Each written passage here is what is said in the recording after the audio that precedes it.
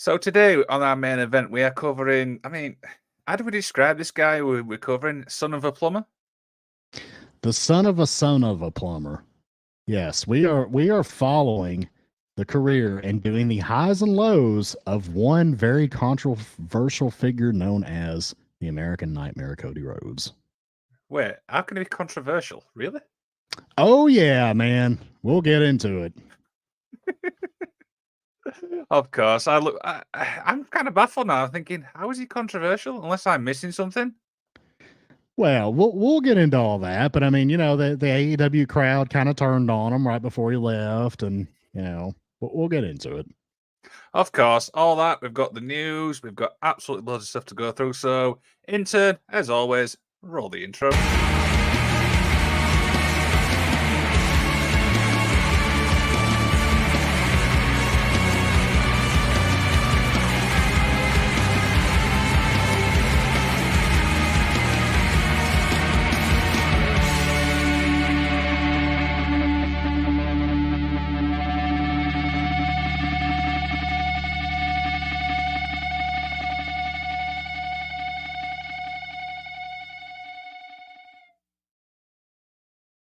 It is, of course, October the 7th, episode 109, the highs and lows of one Cody Rhodes. I am, of course, the magician, Liam Wakeland. And I am the effing expert of all effing wrestling. You can find me just about anywhere on this channel these days. I'm Mr. Isaacs. Of course. And Mr. Isaacs is, of course, our weekly checkup. How you been?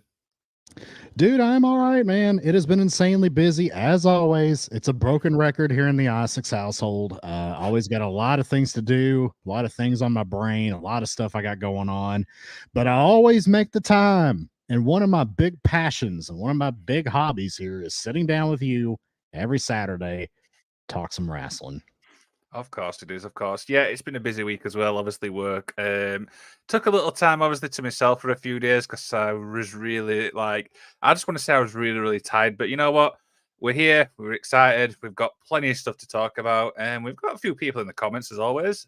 We have, of course, Joseph Graham. Mr. Joe Graham, what is up, sir? Thank you for showing up.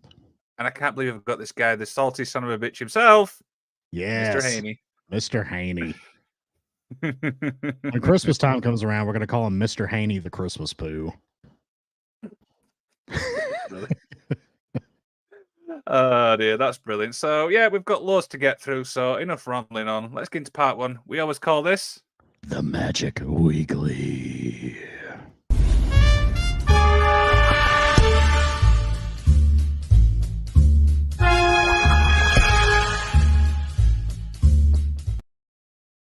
Boom, boom. So, of course, the Magic Weekly is brought to you by one of our sponsors, which is, of course, FTW Wrestling. Now, you probably know more about this than I do, because obviously I'm here in the UK. Natalia Markova and Brian Idol will teach you how to be a professional wrestler for just $250 US dollars a month. That's a steal, man. These guys have been on NWA. They're very good in the ring. Natalia Markova sells amazing. I love the way she sells in her matches. Good stuff. Go learn from the best. And of course, to give you a little idea, here's a little video. Determination, perseverance. These are the qualities that make a champion. Do you have what it takes to be the next wrestling superstar? Are you ready to turn your dreams into a reality? At Fight the World Wrestling's World Wrestling Academy, we can help you become the champion you were meant to be. Our world travel trainers, Brian Idol and Natalia Markova, are well-known industry professionals with years of experience in the world of wrestling. From the basics to advanced techniques, they are dedicated to help give you the tools that you need to succeed in the ring. Our training program is tailored to challenge you, push you to your limits, and help you discover your full potential. Come join our diverse group of talent. Join us at Fight the World Wrestling's World Wrestling Academy and make your dream a reality. Visit our website or contact us to learn more and start your journey to the top today. Boom. I think the basics, I'm saying it's just a standard boom. I'm calling that. I think that's the basic. The basic. I figure that the basics are the Orange Cassidy fake kicks to the shin, right? Oh, that? I mean, that's better. No. The basics are the basics. Collar, elbow, tie up, how to run the ropes, how to do a fall, a flat back bump, things like that. Of course, of course. So, Magic Weekly is where we take a deep dive into the wrestling world. Mr. Isaacs, obviously, you've done the news this week, so I thank you so much. So, I'm going to be running through it. And what's we got on the news? Reportedly, there is a deal in the works between CM Punk and WWE. Is this really going to happen? And what do we expect? I'll let you talk. Yeah, so this is interesting. First, Meltzer reported it, which everybody thinks Meltzer's full of shit. But Nick Hausman also reported it. Now, Nick Hausman, to my understanding, lives in Chicago and has actually been the one guy that's kind of been in touch with CM Punk through all this. So I would take his word for it. He said that he thinks this is a pretty strong bet that Punk will sign with with WWE and appear at Survivor Series. So I don't know, man. I didn't think this would happen, and I still won't think that it happens until I see it with my own two eyes. But it appears that there's a pretty good chance that he's going to end up appearing at Survivor Series, which is in his hometown of Chicago. What do you make of this, Liam? Do you think he'll join WWE, and what do you think will happen? I'm like you. I don't. Until this happens, I don't see it being a possibility at all. I mean, we saw how Punk obviously left WWE on bad terms. We saw what it was like behind the scenes. And of course, a lot has changed over the past thingy. You've got the Endeavor takeover. Maybe, obviously, Vince, obviously, not really in charge much. Talk about that however you want. But I don't know, man. I don't see it happening at all. I feel like this is going to be one of those things where until we see it, obviously in the flesh, we're just going to have to really guess. Yeah, I mean, that's kind of where we're at this point. It's just kind of a guessing game. Is this real? Is this going to happen? If he does join WWE, I imagine he would get a huge pop when he first came out. But is this going to end up like AEW? Is he going to end up getting into backstage altercations with people? I think WWE runs a much tighter ship backstage than AEW, to be quite frank. So I think they would probably squash it pretty quick if that did happen. But at the same time, this is a corporate environment. Like they're not going to put up with him doing stuff like that. So, if he's got this old school, like I've been joking about, this isn't Vader and Bruiser Brody and Paul Orndorff and guys like that backstage who would just get into fights and then just go out and act like nothing happened. It's a different time. It's a different era in 2023. And I don't know, man. I think this could be a short-term thing. If he does come back, I kind of doubt it would be a long-term thing. Yeah.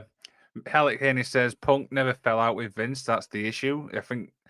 Yeah, but the thing is now, obviously, Vince is not really in charge. It's Triple H, so it's kind of really interesting. And I have it on HUD Authority from my. Do you want to read that one out? I have it on good authority from my friend Candy, who's not here, that Punk will star in her next movie. Now, I'm not sure Punk is destitute enough to go the AR Fox route, but I suppose anything's possible. I mean, Punk's an open-minded dude. I don't know. Maybe it'll happen. You could put a do-rag on Punk, put him in a situation like that, and who knows? Maybe he can make it work. I've kind of lost my train of thought reading that comment now. You remember the AR Fox joke, right? I do, yes, but no, it's just completely lost where I was now. I've lost my train of thought. I think I need to move on. Let's move on to the next one. Of course. So last weekend, of course, Wrestle Dream obviously took place. And obviously, what did we think to the show? It was kind of interesting. I actually really, really thoroughly enjoyed it. Like, I thought it was going to be a little underwhelming, to be honest with you. I wasn't expecting much out of it. I was even on the fence about whether or not I was going to buy it.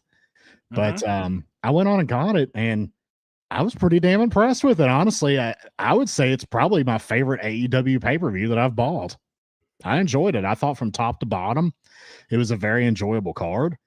Stuff that I thought was going to be a little meh ended up being good. Like I loved MJF doing the Ring of Honor Tag Championship against the Righteous in a handicap match. I thought he did a brilliant job with that without making the Righteous look like weak. He made himself look strong. He was funny.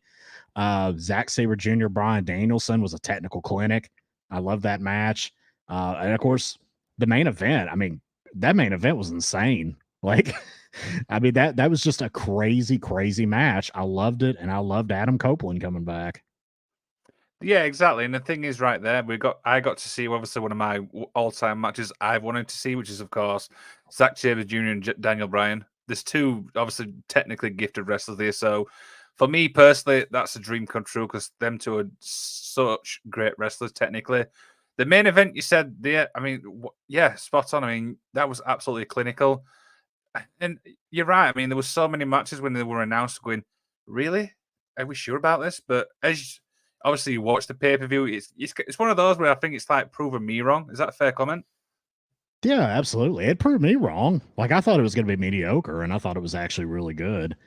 Effing Wrestling wants to know, or excuse me, Canada Dry wants to know, candy corn good or bad? Do you like candy corn, Liam? I'm not a fan. See, I like candy corn. I'm a big fan of it. I know during this time of year there was always like my mom would always have a big container of it sitting on her coffee table, and I would just eat it until I got fat, and it was great. I loved candy corn. But back to Wrestle Dream. Yeah, this kind of like leads into a perfect segue for my next talking point is the Rated R superstar Adam Copeland obviously showed up. The one thing I love about this is when obviously somebody debuts in another promotion, you always wonder what song they're going to come out to. And the fact it's probably the Alter Bridge song, it's absolutely, I'm going to be honest, I popped massive for this. Yeah.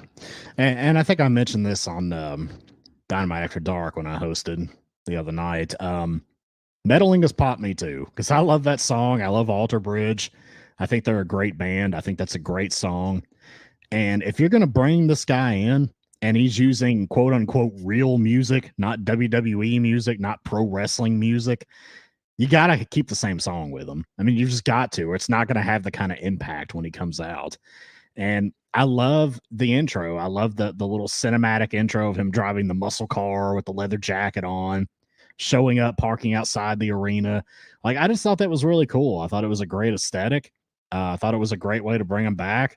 The crowd popped huge. I'm just glad that we're back to getting those kind of moments in wrestling again, which we couldn't have when AEW didn't exist because WWE was the only big show in town. Mm-hmm. So now we've got this where, there's going to be big defections back and forth, and we're going to get that big pop. And I'm just glad as a wrestling fan that we get that experience again. Yeah, and the one thing I like is like you've got these wrestlers as you just mentioned, they're going from one portion to another. They're getting the unique songs. What's unique for them? Obviously, we'll discuss the Cody Rhodes one later. The other one, which is obviously the Hardy's one, everyone thought that the Hardy theme song was owned by WWE, and it isn't. But you still got that same pop. You get what I mean? Yeah, and I knew the Hardy's theme didn't belong to them because the Hardy's theme, I guess, came from this database of just generic music. Because I used to hear the Hardy's theme on like commercials.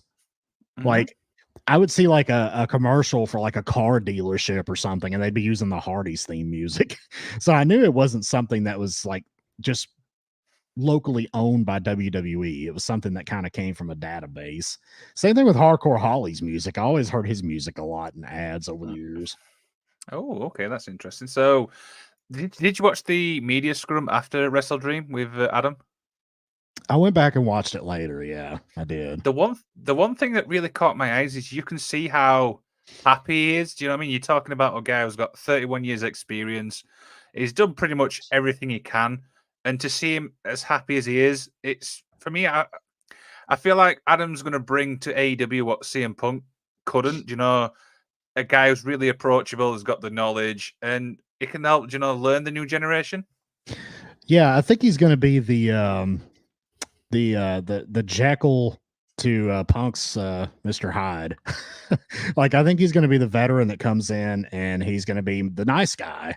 The guy that comes in and gives everybody advice and wants to give everybody a big old hug and chit chat about the weather, and like he just seems happy to be there. And I think that it's going to be a much needed veteran stabilizing force backstage to add him to the locker room. And I think AEW is only going to benefit from this. And Adam himself was going to benefit from this because obviously he wanted to still do more in the wrestling business other than just what WWE was willing to let him do at this point, because he's done everything there is to do there. And so, I mean, I think it's a win-win. I'm excited for him and AEW. I want to see what they do. Yeah, and obviously I'm referring to obviously the promo he did this Wednesday on Dynamite. Some of the stuff he said with you, I really felt like he said to I think it was his daughter saying, "What shall I do?" and go and have some fun with Uncle Jay. I'm thinking, I like that. I like that. That's just such a like genuine thing. And I love the fact that he actually mentioned that on Dynamite. And it just makes it seem so, breaking the fourth wall, calling him Jay instead of Christian. Like stuff like that just adds a little special touch to it. Yeah, and when he was mentioning obviously wrestlers who he wants to work with, the one which really stuck out for me is Adam versus Kenny Omega. That's probably one I want to see. Yes, that has to happen. Yeah. I mean, I know Kenny doesn't do a ton of like big singles matches. It's just kind of like a special attraction thing once in a while for him. But yeah, I mean, I want to see Adam Copeland and Kenny Omega. I think that has the potential to be a great match. Exactly. We shall definitely see what obviously Adam can bring to AEW. So we'll swiftly move obviously back to WWE, and of course, Fastlane is tonight, I do believe. Yes, and there's reports of a mystery partner to team with the LWO. I've got to be honest, when you sent me this, I spent a good half an hour trying to work out who they could be. And I'll let you throw some names before I give who I think. I think it's got to be Carlito. You've read my mind. Well, Carlito's under contract. He's been under contract for a little while. They haven't done anything with him. And he has just been kind of sitting on the sidelines, and he came back for that Puerto Rico show and teamed up with the LWO. So I think if it's anybody, I think it's got to be Carlito. Yeah, I think there's also reports that it is possibly Carlito. So that's the only logical one, in my opinion. I mean, there's nobody else who I can think of. All right, Haney, you guys are doing so much boot licking. You're going to come down with a case of cherry blossom poisoning. Now, whose boots am I licking, Mr. Haney? Has he been a salty bitch again? I guess I'm not licking anybody's boots here, pal. I'm not particularly pro AEW or WWE. I'm pro everybody. Yeah, I think it's just got to be Carlito. That's the only name I can logically think. Other than that, but I think any it's other gotta names? be. I mean, it could be somebody out of left field. I don't know, but if I had to be a betting man, I would say it's going to be Carlito. Yeah, obviously Fastlane's tonight, so we shall definitely see. Which kind of leads into a perfect segue again for this next one, which is Jade Cargill's obviously reported to be, I think, showing up tonight, possibly. Well, according to reports, she's in Indianapolis, which is where Fastlane is happening. Now, whether or not this means she's going to appear on the show, I don't know. Maybe there's a possibility she's just showing up just to meet with officials, just to kind of go over some things. I suppose that's a real possibility. Maybe just kind of get a tour of the backstage environment. I don't know if this necessarily means that she's going to debut tonight or not, but it is very interesting that she's there. Yeah. What do you make of this? Do you think that we see Jade Cargill tonight, or do you think they're just kind of preparing something for maybe even later in the week? I don't know, because obviously there is a women's match on the card. It's a triple threat. So if she does show up, I'm just trying to think of the outcome of that match for where you get like a moment where people's talking. Could it possibly like face to face with Charlotte Flair? That's a thing I could see. I think that would be awesome. I'd love to see that. Or maybe even a showdown with Rhea Ripley. Who knows? Possibly. We've got some guesses in the chat here. We've got number 1, Carlito, number 2, Dragon Lee from Joe Graham. And Canada Dry says his third pick is Liam's mother. Well, that can't be thingy because she's sat downstairs last time I checked, unless she can travel to Illinois in the space of an hour. Well, it's going to be a few hours. Now, remember, Tony Khan was at Wembley and then flew all the way to Seattle, Washington for Wrestle Dream last weekend. So that's a possibility, man. It can happen. You're just saying, right? It's going to be Liam with a wig on, is what it is. It's going to be Liam, this 6'8", whatever giant, The Ginger Giant's going to come in, but he's going to have a long ginger wig and a dress on. He's going to look kind of like Big Vito. He's going to come out with the dress on, and he's going to attack somebody. That's what's going to happen. Let's swiftly move along, shall we? Oh dear. So we'll finish off obviously with WWE again, and NXT scores a higher rating than Dynamite. I've got to be honest, WWE is really putting things behind NXT to make it a quote unquote a legitimate brand. What do we think? Yeah, and I kind of thought this would happen when the Endeavor occurred because they want to make sure that Endeavor views NXT as a valuable product. And I don't know if you remember, but I mentioned this probably about a month ago that they were going to start investing a lot more into the NXT product to try to elevate it. Now, I think this is kind of a twofold thing here. I think it's to impress Endeavor, and then I think it's to take some of the spotlight off of Adam Copeland going to AEW. Not necessarily that they see it as a threat, but this is just business 101. You know, when your competition does something, you try to one up them just to try to hold them down and keep them at bay. So you stay up here and they're down here. So, I mean, it makes sense. I think NXT beating Dynamite, it's interesting. It's happened before, but it's been a while. I think that's interesting. I mean, the Dynamite rating didn't really go down. It stayed about the same, but the NXT rating just went up. So that was interesting to me. What do you make of all this? I mean, the thing is, for me to get NXT to that next stage, they've got to get him out of the place they're recording from. That place for me is it sounds like a soundstage, and it's really horrible to watch for me personally. Well, it is a soundstage. Exactly, that's what I'm saying. So for me, they've got to get it out of that environment they're in because it's not enjoyable to watch for me personally. See, I don't mind the environment. I don't like the aesthetic of the 2.0 that they changed it to a couple years back. But I like the aesthetic that they used to have at Full Sail. You know, now of course they do it at the Performance Center, but I loved when they did it at Full Sail. It had a very small arena feel. It kind of felt like old studio wrestling that you used to see back in like the 80s. And I thought that was a nice touch, especially for developmental talent. But yeah, the aesthetic today is a little goofy. It's a little too colorful and just, I don't know, it kind of looks dumb. One thing I obviously want to talk about there as well. Do you think the roster on the NXT brand's not the strongest? And I'm not saying that's their fault. It's developmental NXT, whether we like it or not. So the NXT roster does kind of take a hit when people get called up. Yeah, absolutely. I mean, they obviously kind of shifted away from the Triple H model of like hiring a bunch of established indie talents and grooming them from the main roster. And they went back to kind of the old school FCW. We're just going to develop people from the ground up. So we're seeing a bunch more of that, of guys and girls who didn't work the indies or barely work the indies, and they're bringing them in, teaching them the WWE style. They're a true developmental league at this point. And to be quite frank, I don't think it's as good as the era. Nowhere close. But you know, I do think the product has improved what little I've watched it. I'm not a regular NXT watcher. I'll just be straightforward and honest. I catch a little bit here and there, but I mean, it's okay from what I've seen. But do you have thoughts on it? Do you ever watch NXT? I do watch like little talking points. There's certain like wrestlers obviously I like. Obviously Carmelo Hayes is one.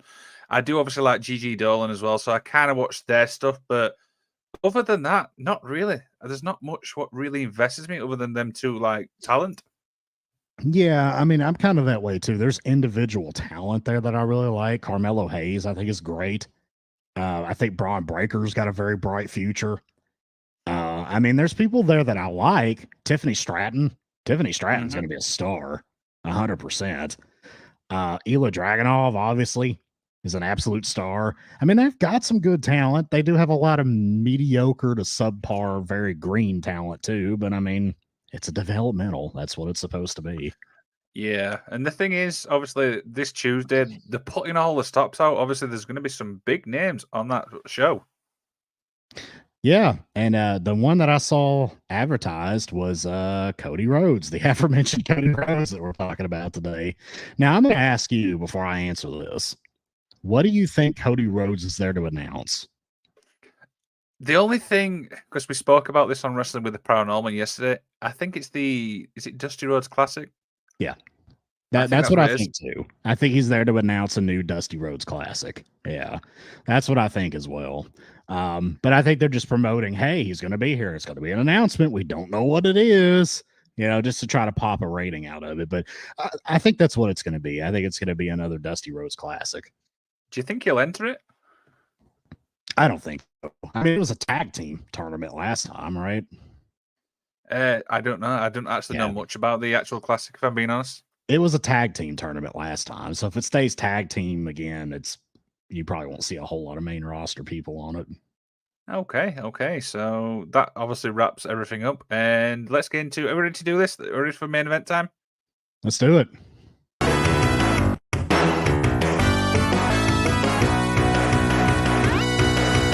The main event.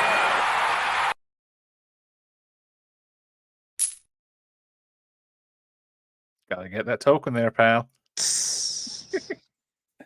Dear. So, of course, the main event is brought to you by the Kill City Cup. Now, these are really, really making a name. They're absolutely everywhere. There was on a recent, there's something big on the thing, and I've completely forgot about it. I've had a brain fart, but have you guys managed to check the Kill City Cup out yet?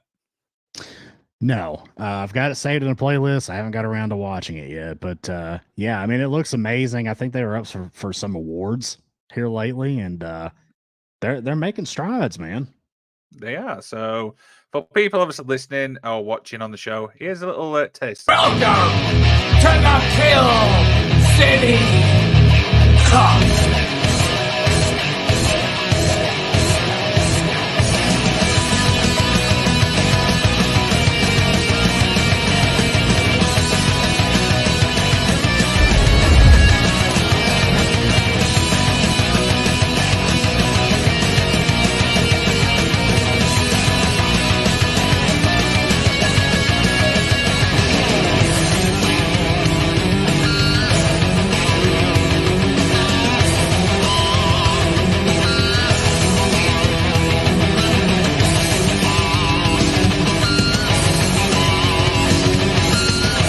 I got the world by the balls.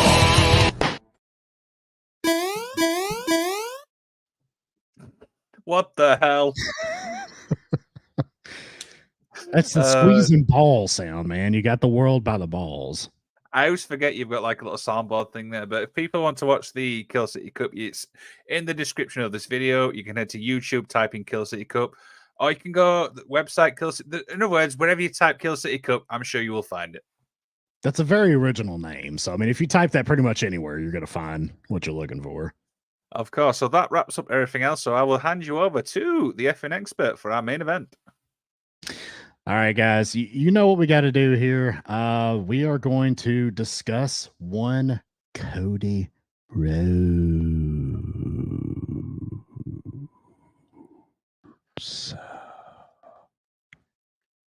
You like that? Ooh, I felt A little magic of wrestling ASMR. dear.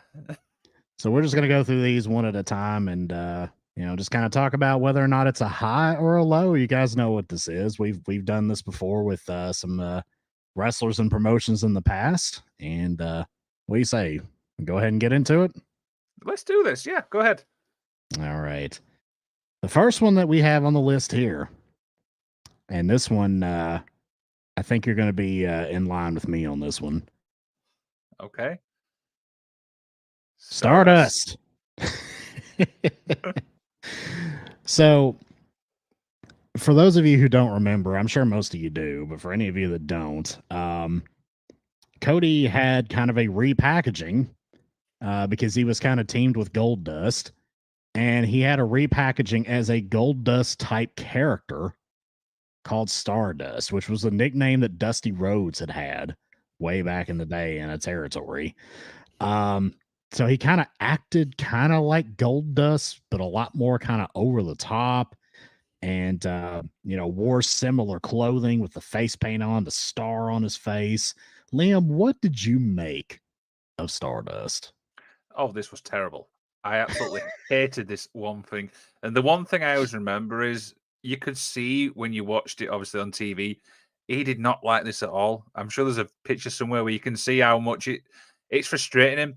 And I do feel like it was like a disrespect to the family as a whole, me personally. Yeah, Stardust sucked. I mean, this was a crappy gimmick. It was stupid.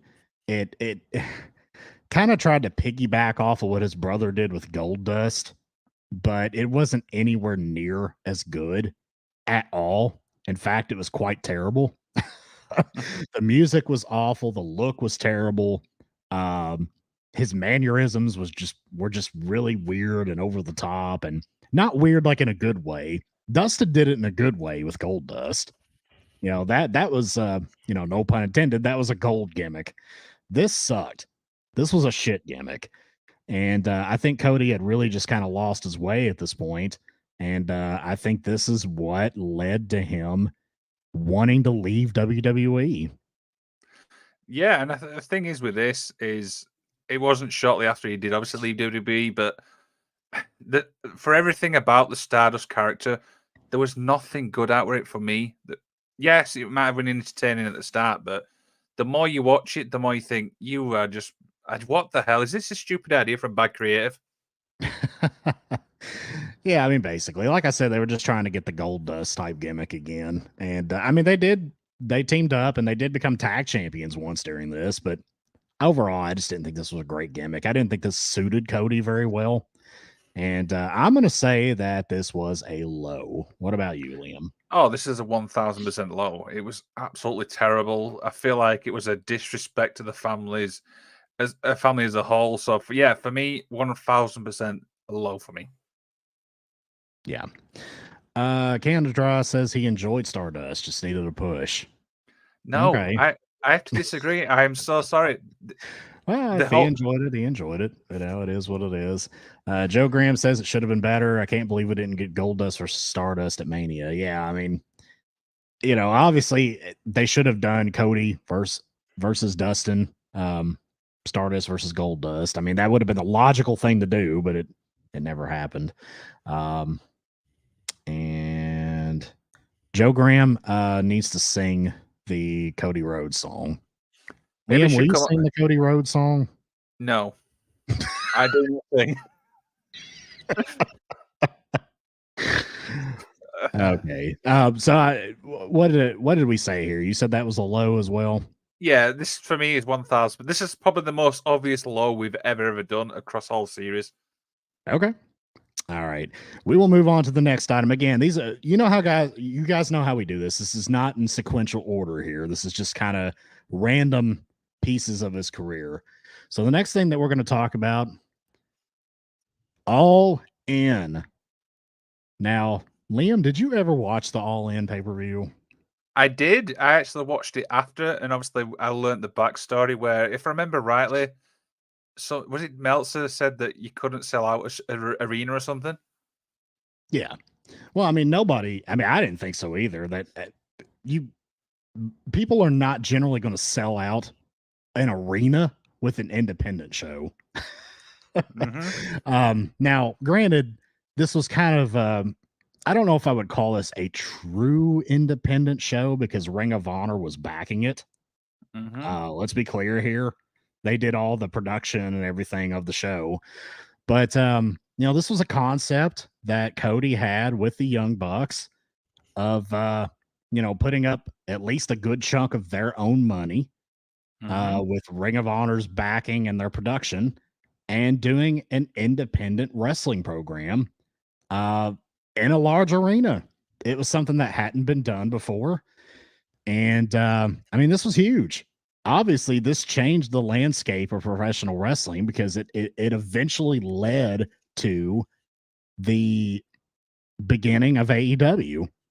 I don't know if they got in touch with Tony Khan immediately after this or what, but this is what kind of spearheaded the whole thing. This is what made it pop possible.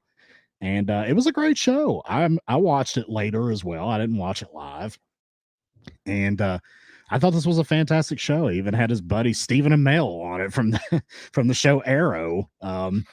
Wrestled Christopher Daniels on it to a surprisingly really good match. Cody worked a really good main event against Nick Aldis for the NWA heavyweight title. Rey Mysterio appeared on the card. I mean, this was a really fun card that I really enjoyed, and I think it helped put these guys on the map and allow for AEW to eventually bubble up from this event. What did you think overall? I mean, yeah, exactly. I mean, there was some great matches. I mean, the prime one obviously is Nick versus obviously Cody, but obviously I want to balance this out a little bit because I feel like Ring of Honor did take a big hit with this because a lot of their talent went obviously to AEW after that. We're talking obviously Daniels. I'm sure there's a lot more, but overall, I think the concept was great. And I mean, you're right. We didn't see this as fans, and to see now how it went from all into it based on AEW, which we'll obviously discuss later on. I mean, yeah, for me, this has to be a high for me personally. Yeah, I mean, I think this is definitely a high. Absolutely. I think that if this didn't happen, we wouldn't have AEW. And that would be a huge piece of Cody Rhodes's career that would be missing. And I mean, who knows? The guy may not even be in the wrestling business right now if All In hadn't happened. So, yeah, I think this is a definite high. Yeah, 1000%. So we're in agreement here. Yeah. Okay, so next one. All right. Next one we have up here, we've got Cody winning the Ring of Honor Championship from Christopher Daniels. Now, Liam, what do you remember, if anything, from Cody Rhodes' run in Ring of Honor? I'm going to be 1000% honest here. I don't remember anything. Okay. You know, this was kind of where, in my opinion, Cody kind of hit his stride as a wrestler. Mm-hmm. So he had left WWE. He had went to Impact for a little while, and him and him and Brandy feuded with Mike Bennett and Maria. I mean, that kind of sucked. If I'm being honest, I was pretty underwhelmed by what he did in Impact. He just seemed like kind of a generic guy. But then when he went to Ring of Honor, that's when he really kind of started to refine himself. And, he worked simultaneously with New Japan as well. He was the IWGP US champion at one point. And this is when he finally donned the blonde hair and the American flag inspired shorts, or long tights. And he became the American Nightmare. And I think he said it was New Japan's idea to give him that. But when he became the American Nightmare, that's when things really started to change for Cody. And he started really kind of establishing his own identity that he has today. He's got his own look. He came out with that music from the Kingdom, which is great, that everybody loves, that he's carried with him even to the present day in WWE. And yeah, I mean, I thought this era of Cody was transformative. And he won the Ring of Honor heavyweight title here and went on to be the top guy in Ring of Honor for a while. I liked it. Yeah, the thing is, and I will be honest here, I can't really comment on this one because I don't know much about it. So it won't be fair for me as a fan to say this, and this when I don't know much about it. Joe Graham also loved his Ring of Honor run. Yeah. Yeah, I mean, he did really well in Ring of Honor, and that's where, he had teamed up with the Bucks and kind of established a relationship with them. Got tied up with Bullet Club in Japan, and they kind of did their thing and had a little spiel with Omega, a little power struggle. This was a good time in Cody's career, and I'm definitely going to call this a high. On the basis because it's a championship win, I'm going to have to say it's a high, but that's all I can really just say on that one. Yeah, absolutely. All right, moving on from there, we're going to kind of shift gears a little bit and go back to the WWE era of Cody Rhodes. And when he joined the Legacy faction with Randy Orton and Ted DiBiase Jr. Now, this was basically right after we first met Cody, and he had first debuted. wrestled Randy Orton, um, and eventually joined him and Ted DiBiase Jr. And I thought it was brilliant to put these three guys together because these guys all have notable named fathers. And I just thought that it really made sense to put these guys together and make them the legacy faction. And I liked it. What did you think of it? Oh, I absolutely love this. I mean, there's a feud obviously with obviously the McMahons. That's probably a feud which I don't think gets much love, but I always remember actually how he actually joined Ted DiBiase. It was against Ted DiBiase said he was going to have a mystery partner, and it turned out that Cody turned on his partner at the time, Hardcore Holly, and then joined obviously Ted DiBiase. So yeah, there's so many memories I actually remember about this. I mean, they've got the feud with DX in Hell in a Cell. There's quite a few little things here. Yeah, I mean, I really enjoyed the Legacy faction. I thought it was great. I thought Randy Orton did a great job as leader. I thought they were a really good, really strong heel faction. Ted DiBiase Jr. was great for what little time that he was there. Of course, he ends up kind of being a POS, ripping off people now, and is in legal trouble allegedly. But Allegedly. he had a good little run too. And I thought these guys fit really well together. I thought this really brought Cody out of his shell and kind of started to build some character for him. So I think this was a definite high. For sure, absolutely. So we go next one. All right. Next one after this, we've got kind of the next little phase of his WWE career. And we have dashing Cody Rhodes, and then eventually he became undashing Cody Rhodes. Now, for anybody who doesn't remember this, Cody started doing a series of vignettes where he was doing things like tweezing his eyebrows and like brushing his hair and flossing his teeth.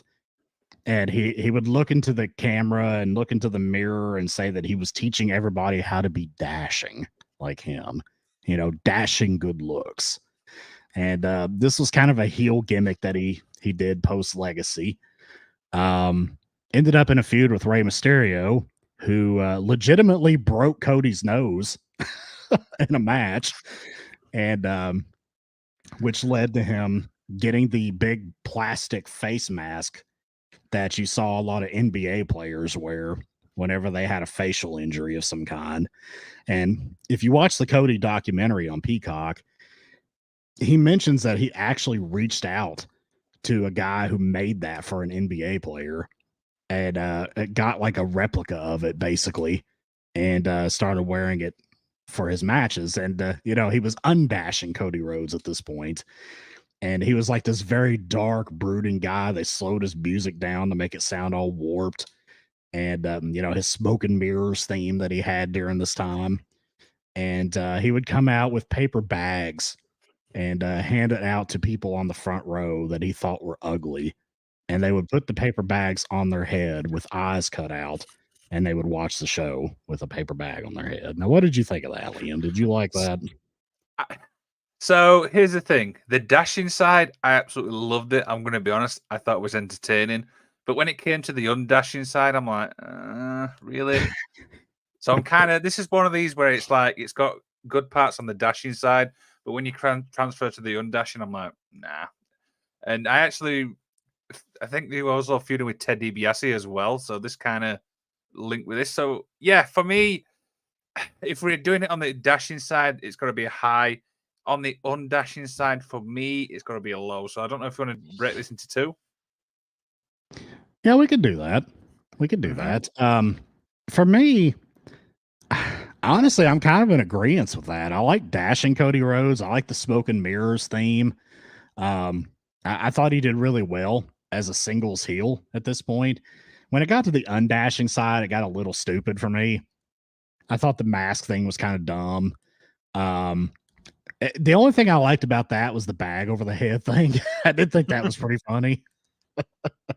And it got to the point to where you saw fans bringing their own bags and putting it on their heads.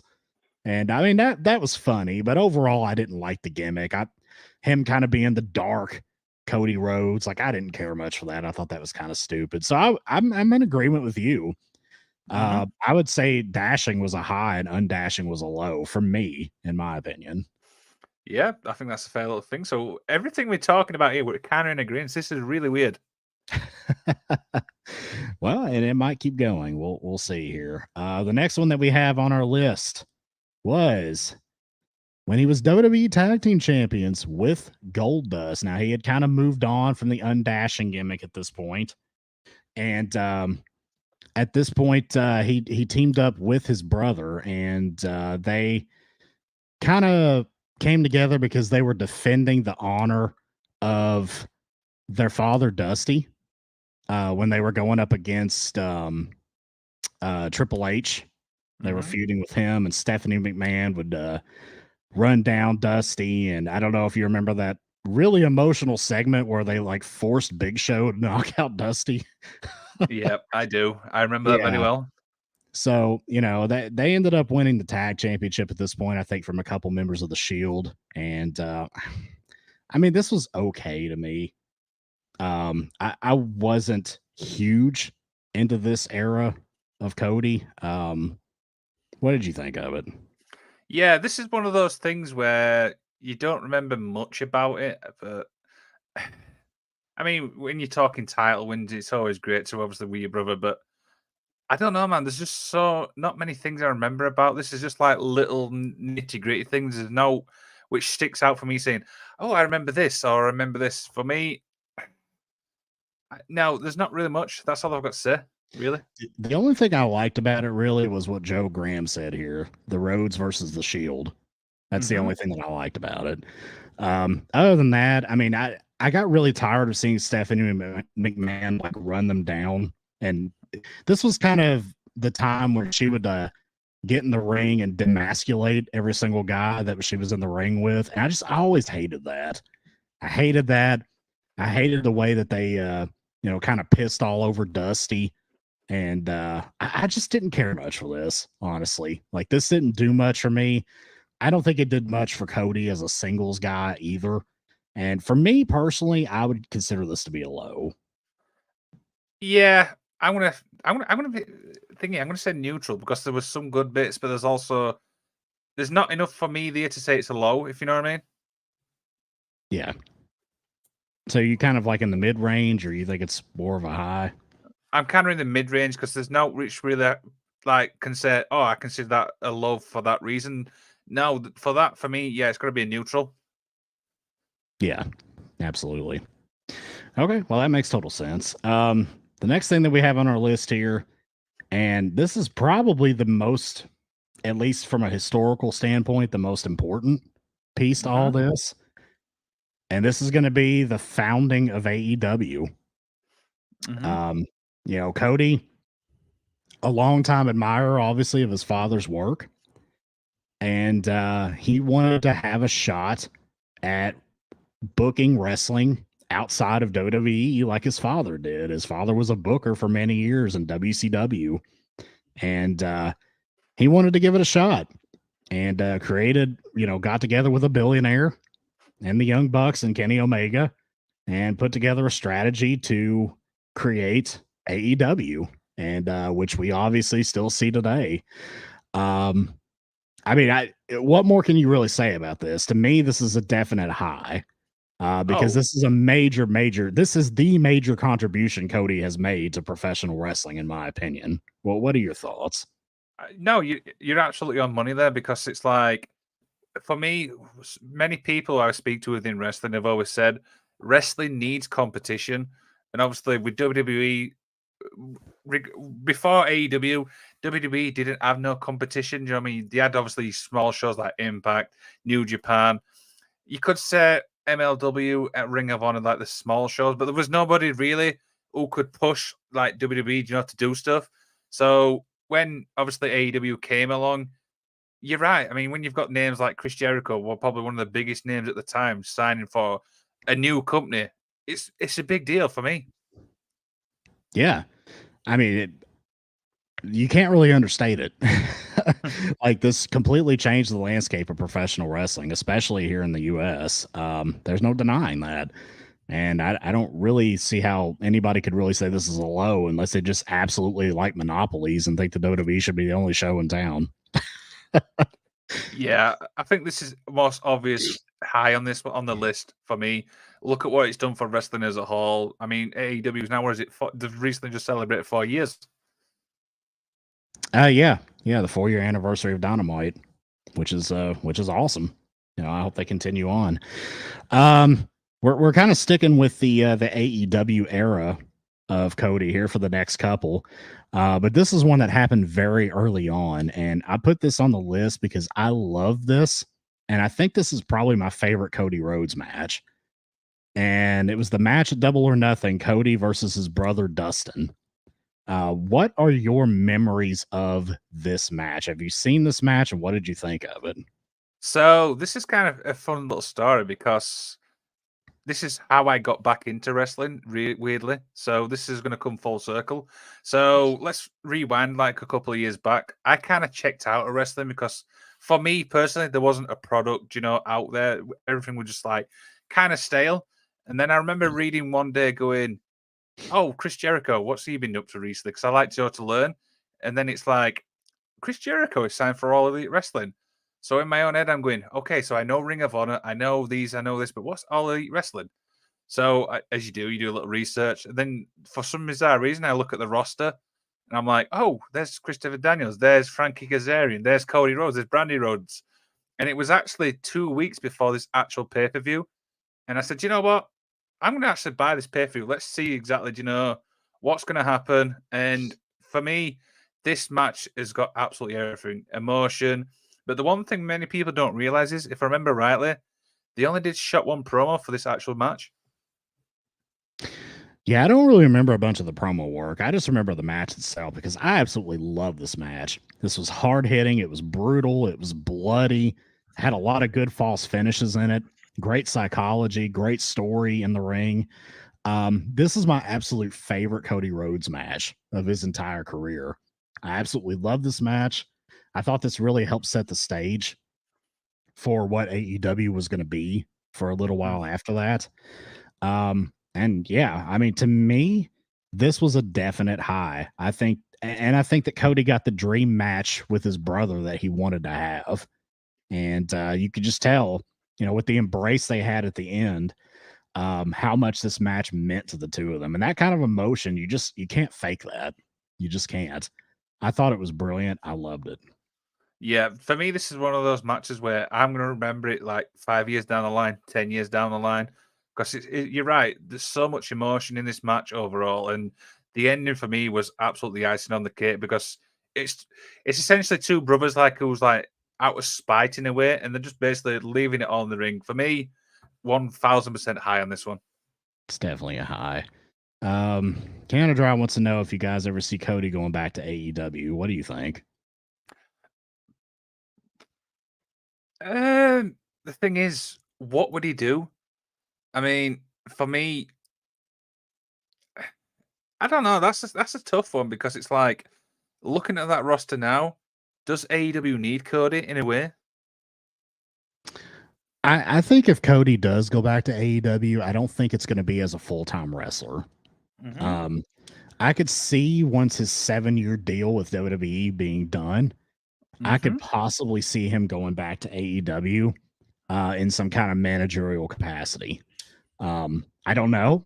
I mean, I guess it all just depends on what the quote unquote personal issue was that him and Tony Khan signed NDAs about and are not allowed to legally speak about. I don't know. Until we know what that issue was between the two of them. I mean, it's really hard to say. I mean, I could definitely see him going back, but again, it depends on the harshness of that personal issue. I don't know. I think it's a possibility. Yeah, I think until like details come out about that issue, it's one of those never say never things. Yeah, absolutely. Joe Graham says, I wouldn't be here watching this if it wasn't for AEW. I would have quit watching wrestling completely. So he has kind of a similar story to you here.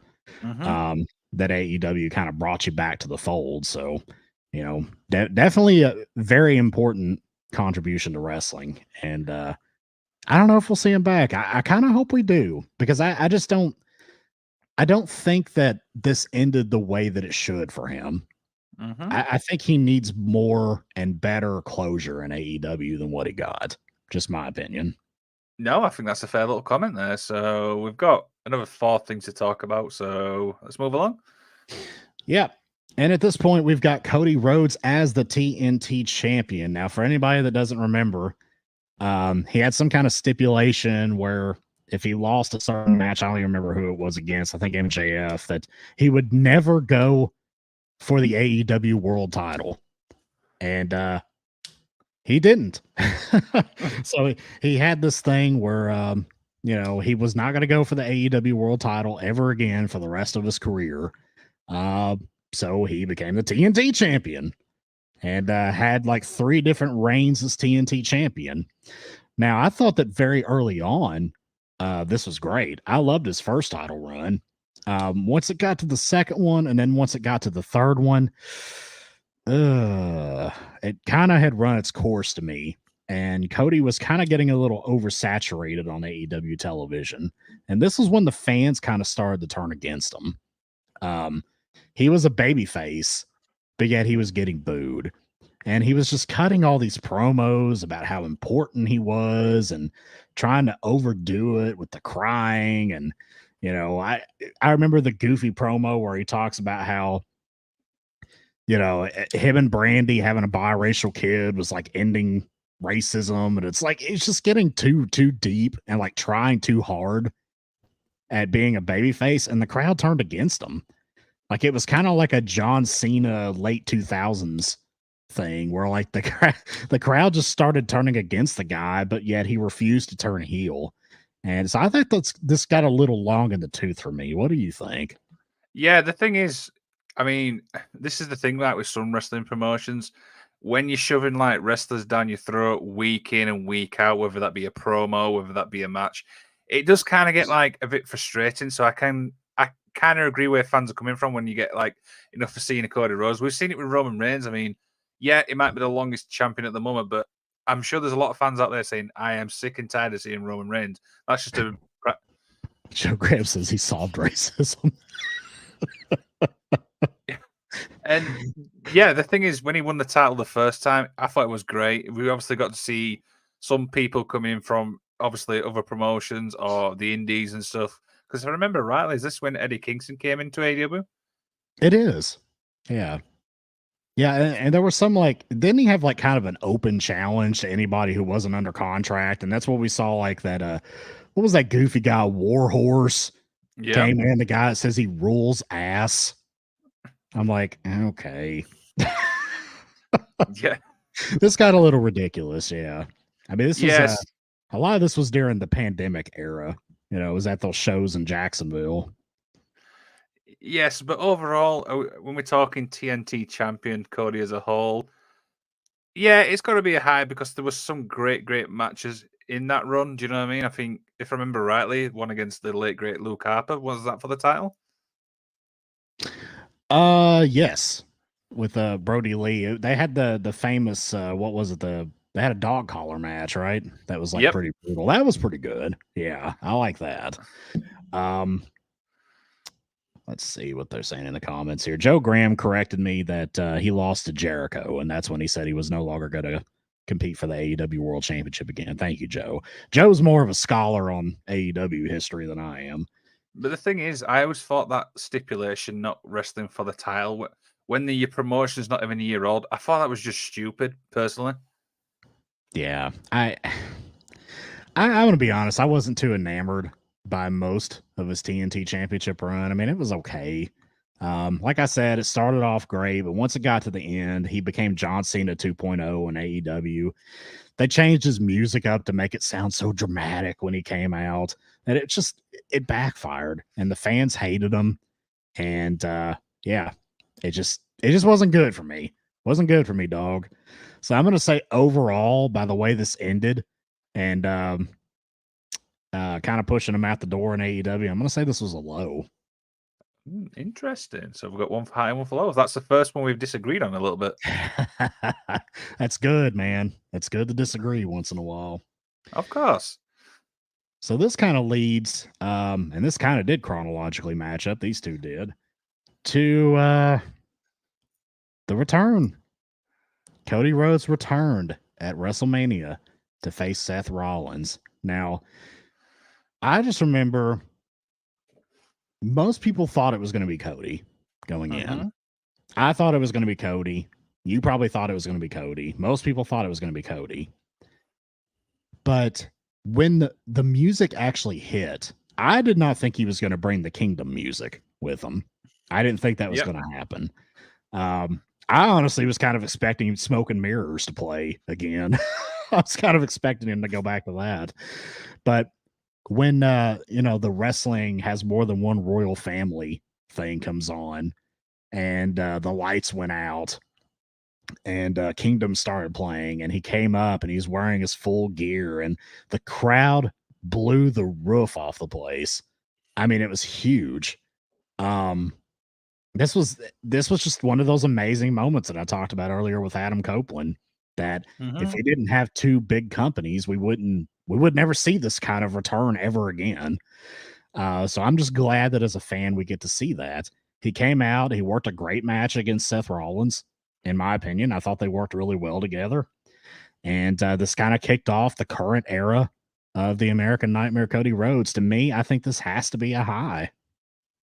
Yeah, 1000%. And you're kind of on point. So I'm kind of like going on what you've just said there. Everyone probably knew it was going to be Cody, but the question I had was, which music is he going to come out to? And I do believe, I remember reading that it was so close to not being the Kingdom song. Would he have got that pop if it wasn't for that music? And you're right. As soon as obviously the lights go out and you hear that thing, wrestling has more than one royal family, you're like, okay, here we go. That's interesting. So the music added to the pop. I think had it been Smoke and Mirrors, he still would have got a pop, but it wouldn't have been as loud. Okay, so before we obviously get to talk about this, I do believe we've got somebody on the comments. Mr. Graham. Golden Graham. What's up, guys? How you doing? Oh, not much. How you guys doing? Good, man. Doing good. I just wanted to call in about Cody's return. I think initially it's a high, but everything after has just been a low. Like, he's done nothing. He's comes out every week and asks what you want to talk about. Like you want to talk about like underutilized talent. Cody goes to the top of that list for me. So yeah, his whole thing here lately, which I don't have on this list as one of the highs and lows, but what he's done here lately has been kind of, it's been very underwhelming for sure. Would you agree with that, Liam? I 1000% agree with that. It's like everyone, when he came back, obviously at Mania, everyone's like, okay, he's going to be one to dethrone Reigns, and that's obviously on the list. We'll talk about later on. But after the incident with that, what has he done lately? What you can say, oh, Cody's done this? Not much. Comes out in a suit and talks. Yep, that's basically what he's been doing. I agree with Golden Graham here 100%. I don't think this has been the best year for Cody for sure. No, I think that's a fair comment. So, why are you doing, Mr. Graham? Do you think, obviously, the return at Mania overall, is it high or low? I'll say the return is a high. Yeah, I mean, it got buzz generating. Like, it did what it was supposed to do. Once I got it, like, I will admit, I didn't want to see him. I'm probably one of the few that didn't want to see him leave AEW because I felt like he had unfinished business in AEW. Yeah, but I mean, it is what it is, and we'll see if he actually ever wins the title. I'm leaning towards no. I don't think he's ever going to. So depends on if Roman Reigns decides he wants to retire. Maybe, yeah. Who knows? If Reigns decides he's going to retire and maybe go to Hollywood the next year or two, then maybe there's a chance Cody will be world champion. Then who knows? Possibly. Even then, it's probably too late. I feel like the luster of him winning the title is worn off. Yeah. Like, they should have had him win. I know you said you're going to talk about it, but I have to get off here soon. So they should have had him win the title at Mania, because everything they've told with the bloodline since Mania could have been done without Reigns in the title. The title is not the integral part of this story anymore. That is true. That is true. And yes, we will get there, and we'll give our thoughts on that here in just a moment. But thank you, Golden Graham, for coming on today and discussing Cody Rhodes with us. And we'll see each other later. Yeah, man. I'll talk to y'all later. Have a good night. And you, man. Thank you. I love that. I love it when people join in. Joe Graham is the man, dude. Like he really is. Absolutely. All right, so moving on here, we've got the kind of piggybacking off of the Seth Rollins match from WrestleMania. We've got this horrifying picture right here of Cody with the torn pec as he worked the Hell in the Cell match against Seth Rollins. Now, I said earlier that the Dustin match was my favorite match that Cody's ever had. This is the second one for me. I love this match. I thought it was great. What'd you think? So I do believe we've got somebody else on the call. Mr. Okay. Haney, go ahead. Hi, how you doing? Sorry, just continue on talking about you're talking about first. Yeah, so this torn pec thing was for me personally, was absolutely terrible. I want to know whose idea it was to do this, because it's a horrible image, it's a horrible thing to do, and it's just not a pretty sight. Let's be honest. Haney, what'd you think of this? No, that was 100% Cody. Yeah, it was. He said in this documentary that it was his idea to go forward. Yep. Okay, Haney, go ahead. What do you want to talk about? No, but just in sort of like this in general, and the sort of lead up to the sort of comeback. You know, I mean, obviously it led into the Royal Rumble, which was really good. The only issue with the WWE Royal Rumbles is more often than not you know who the winner's going to be. So in that terms, the sort of Royal Rumbles lost its sort of luster, you know. Yeah. But I think it was a really good. It was. I personally think it was a really good story they told, and I think Cody losing at Mania wasn't actually as bad as people make out. It's Return of the Jedi. But was it? Sorry, Empire Strikes Back before Return of the Jedi. So, but was it? I do think he'll win the title. But was if you've known me in the chat, but was it even way back to when he was in EW? I was. But was it? There's people there. They'll say, but was it? I sort of knew the story he wanted to tell because he had spoken about it in interviews. He did a series of sort of what was it, shooting interviews over here in the UK, and he spoke about it, you know. And what was it called? What was it? I remember him. I sort of remember him saying, we were talking about Stardust earlier on. That wasn't the catalyst. That was it. Well, from what Cody said back then, was the reason why he left the WWE. The catalyst was the championship. What was it? And when his dad passed away, you know, he had this dream of handing that belt to his father. That's not made up. That's not WWE storyline. That's Cody spoke about that way back when he first left WWE. You know, so but was and that's why I believe. That's why I believe that he'll win the world title in the WWE, because I think he's been promised it, and I'm sure it's contractually. It's probably in his contract for him coming back as well. You know that it's going to happen. For me, the thing in AEW was for me was for him protecting that story that he wanted in that path he wanted to sort of follow. I think he always intended to go back to WWE to finish the story. What was it? But obviously, when All In happened and EW happened, he decided to go down that path. But he almost created two roads, pun intended. Two roads he could take, you know. But yeah, I think the last year it has been lackluster. But the first half of the year up to WrestleMania and after that, I thought. What was it? I thought, right, they'll park this now and they'll come back to it next year or the year after, which I think they're going to do. Right, we shall definitely see on that one. So, Haney, obviously with the torn pec thing, is that a high or a low for Cody Rhodes' career? That's a high. That's iconic. It was a great match. Yeah, you like that match? It was. I mean, how he got through that match, I do not know. Yeah. I mean, the crowd. Where he took off his jacket and the crowd just went, "Oh," you know. Yeah, that was big. Yeah, you know. I don't know what he took before that match to get through that match. You know, if anything, I mean, and it wasn't even like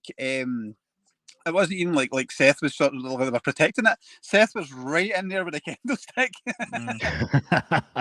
Oh yeah, remember he was taking the edge of it and digging it into the purple part of his flesh.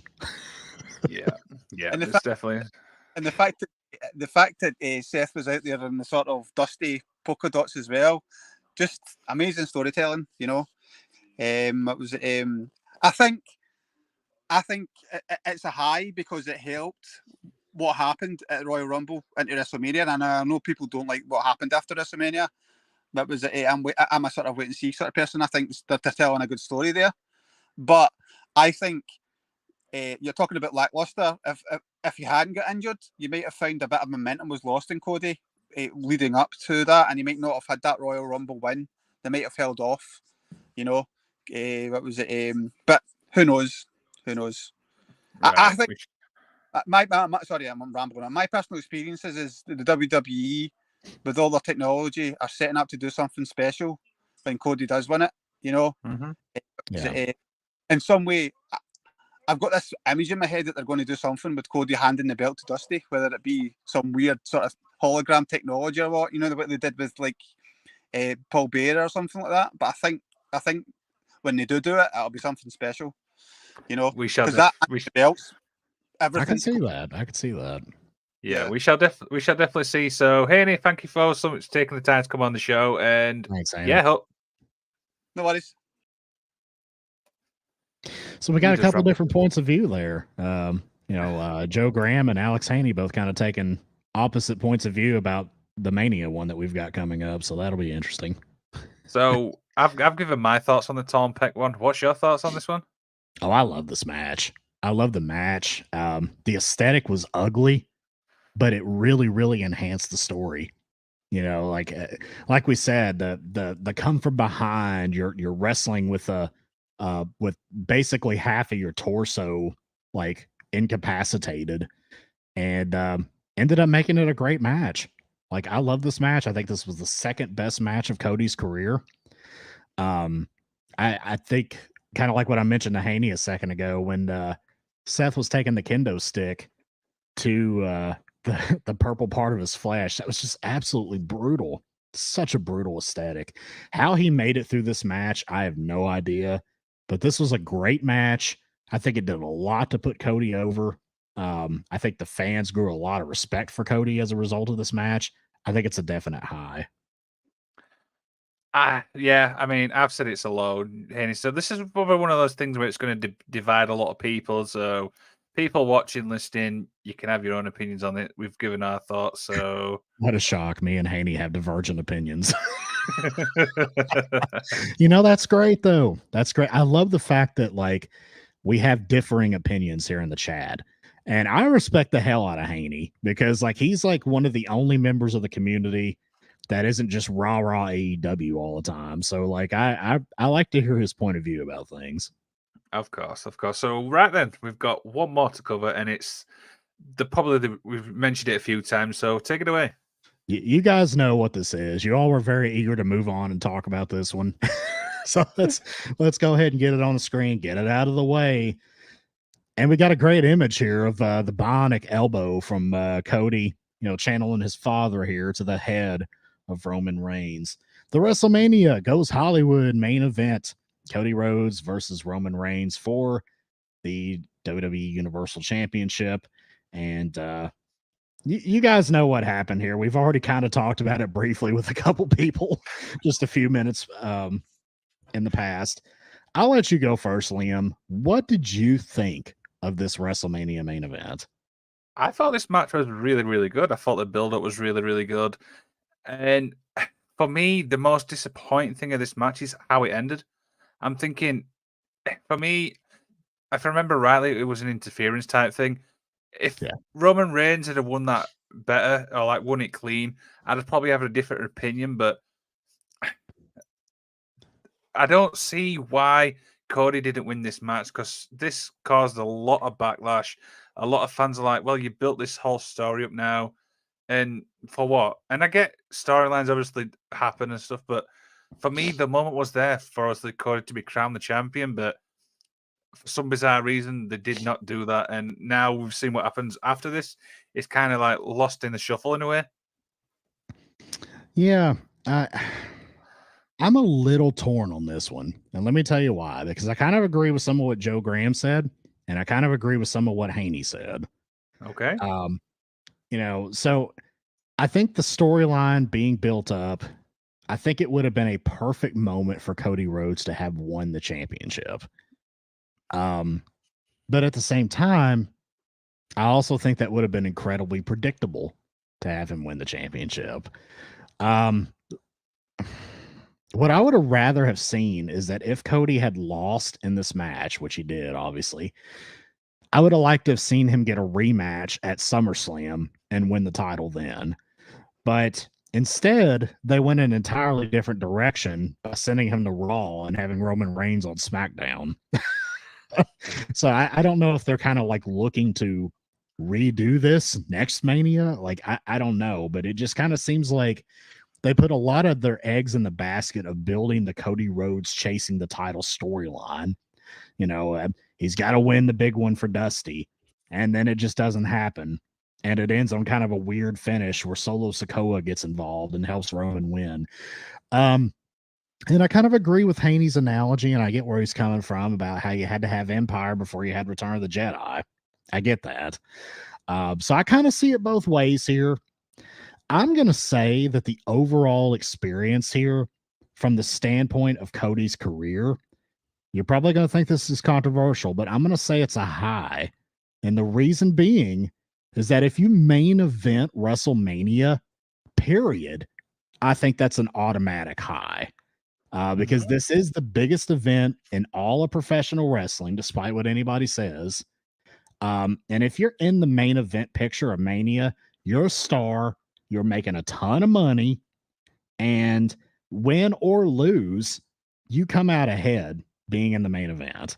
So for that reason alone, and for the fact that I do think Cody will win the title down the road, possibly at Mania next year, I think this is kind of a stepping stone towards that. I'm going to say I lean towards this being a high. Okay. So if we're unpacking it like we have done, the build up to this match, spot on. That's obviously high. There's little things which kind of knock it down a little bit, but not enough to make it a low for me. So it is a high, but I'm not saying it's a solid high, if that makes sense. Yeah. There's little things. I mean, that's kind of how I am too. Like it's a high, but it's like a low high. Mm-hmm.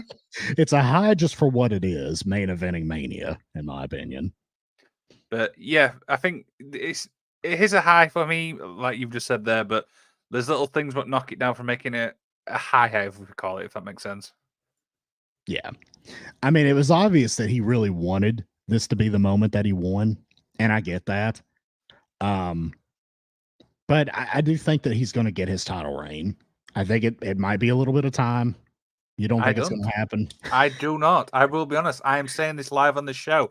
I do not think Cody will win the WWE Championship at some point. You think Reigns is going to have it till 2030? 2040 at this rate. Who knows, man? I don't know, man. If Roman Reigns stays healthy, he might be WWE champion at age 50. I don't know. We'll see. We'll see. Yeah, that's a nice little one to end on, because it's one we kind of agree on, but there's little things which we agree and don't agree on. And this is what this part of the show actually is. That is highs and lows, man. That's what this is for. This is debating whether or not these were monumental moments or if these moments kind of sucked. And I knew this was going to be a good one. And I knew this was going to be kind of controversial with a lot of different opinions.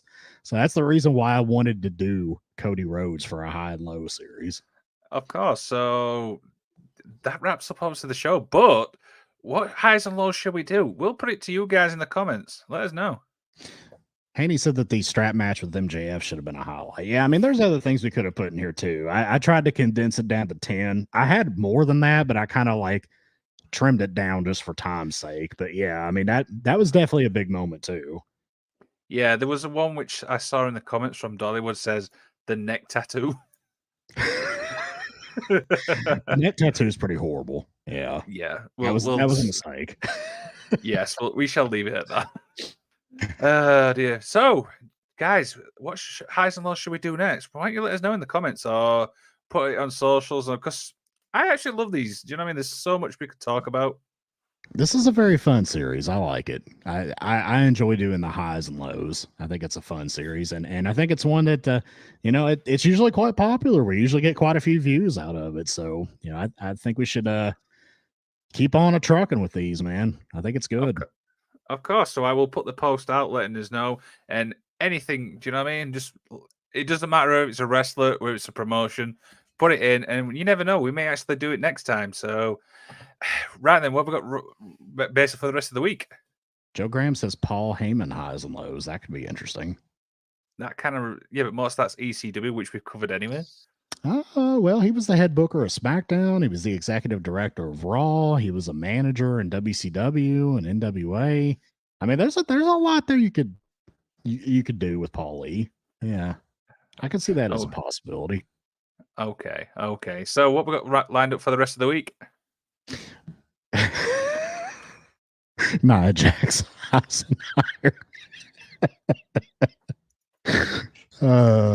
Breaking Becky Lynch's nose and shouting out "my hole" on live television. That's pretty much all you need to know about Nia Jax. There you go. That's 2 things done. That's the shortest show we've done. I'm sorry, Leah. Tonight we've got Collision After Dark, like we do every Saturday night. Remember that Collision is on an hour earlier tonight, so the program will end up being about an hour earlier. So we'll probably go live about 9 o'clock Eastern time instead of 10 o'clock. So be sure to check that out. And I'm not entirely sure what's on the agenda for the All F and Wrestling show tomorrow. I think an idea was expressed to me, but I don't know if that's 100% the idea or not. So I don't want to throw it out there. Of course. And the Magic of Wrestling is back next Thursday as I've got another wrestling interview with a guy named Liam Vusic, which is stay tuned for that one. Liam. Yes, that's going to be interesting. And then next week we're doing a Q&A show. So we're going to putting a post out for questions. You can put anything to us. We'll answer them on the show. And the one thing I always love about this is, we say this every time, it doesn't have to be wrestling related. Oh, I love these shows. This show is my concept. You know that. And I absolutely love the Q&A mailbag episode. I'm looking very forward to that.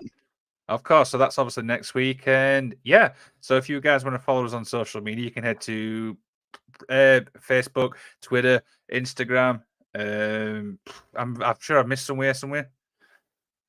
Yeah, but basically all social networks. You can look up Effin' Wrestling and you can find us. You can find twitch.tv/Effin' Wrestling. I run that account. It's the Effin' Wrestling Twitch account. You can check that out. We're everywhere, man. We are everywhere that you can be found. Of course. But if you want a t-shirt, you can head to prowrestlingtees.com/Effin' Wrestling. You can get yourself the Magic of Wrestling t-shirt, which is yours arrived yet? It has shipped. Okay. I got that, and I got the pink sharpshooter shirt, and they've shipped. I got a notification on Friday, so hopefully sometime this week I'll have it in my hand. Hopefully by the show next Saturday I'll have them. Of course. You can get the All Effin' Wrestling shirt, which is modeled by a friend of the show, Natalia Markova. And I'm sure there's some fans out there who likes the old school. Mr. Isaacs, take it away. If you like the old school, and I know you do, you could go to prowrestlingtees.com/Adrian Adonis. The adorable Adrian Adonis, who has been on a recent episode of the Vice documentary series Dark Side of the Ring. Get an Adrian Adonis t-shirt. Help us out. Of course. And that's obviously on behalf of me, Liam Wakeling, the effing expert.